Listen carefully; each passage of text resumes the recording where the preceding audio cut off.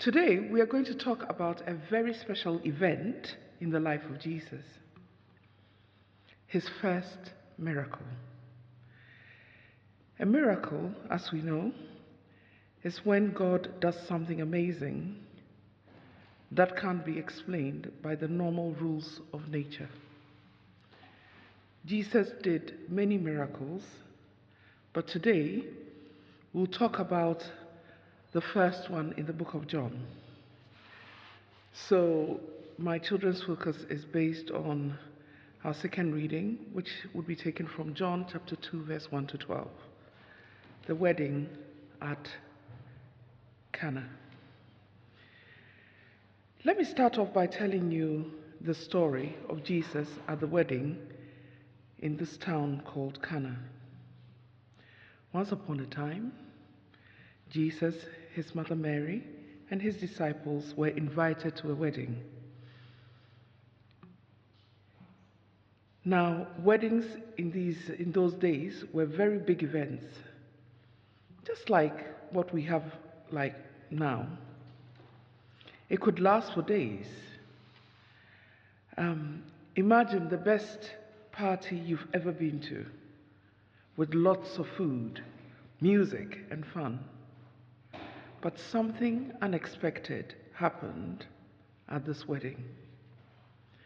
The people in charge of the wedding realized they had run out of wine.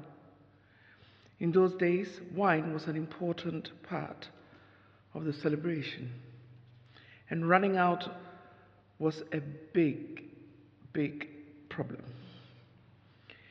It would have been very embarrassing for the host. So Mary, Jesus' mother, noticed that she noticed what had happened, and she told Jesus, "They have no wine." She knew that Jesus could help. Now, what did Jesus do? Jesus said to his mother, "Woman, why do you involve me? My hour has not come yet." What Jesus meant was that it wasn't time yet for him to show everyone who he truly was. However, Mary trusted Jesus, and she turned to the servants and said, "Do whatever he tells you."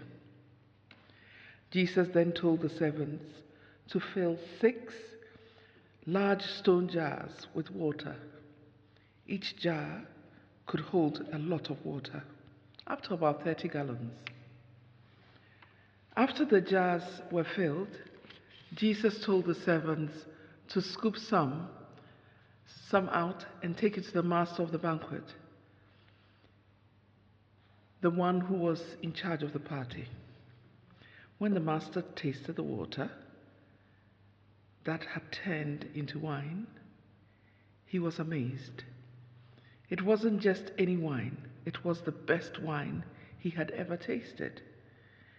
He called the groom over and said, "Everyone brings out their choice wine first, and then when people are drunk or they've had enough, they bring out the cheap wine, but you have done the opposite."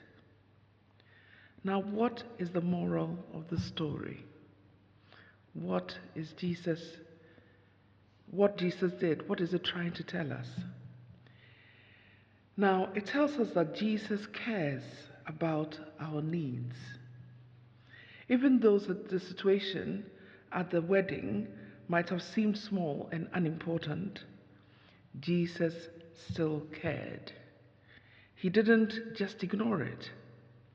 He helped out because he loved the people at the wedding and wanted to make sure their celebration was joyful.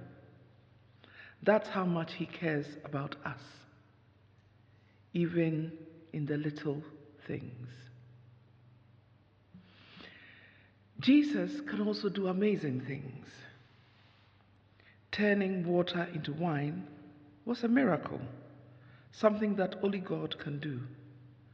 Jesus showed everyone there that he was more than just a man. He was the Son of God with the power to do incredible things. When we believe in Jesus, we can trust that He has the power to help us in any situation. It also teaches us that God's timing is perfect. When Jesus said, "My hour has not yet come," He was reminding us that God's timing is always perfect, even when we don't understand it. Sometimes we want things to happen right away, but we can trust that God knows the best time for everything. It also teaches us Jesus brings joy. When Jesus turned the water into wine, He didn't just fix the problem, He made the celebration even better than before. Jesus wants us to bring joy into our lives. When we follow Him, we can experience the true joy and peace that only He can give. Now, how is it connected to us today?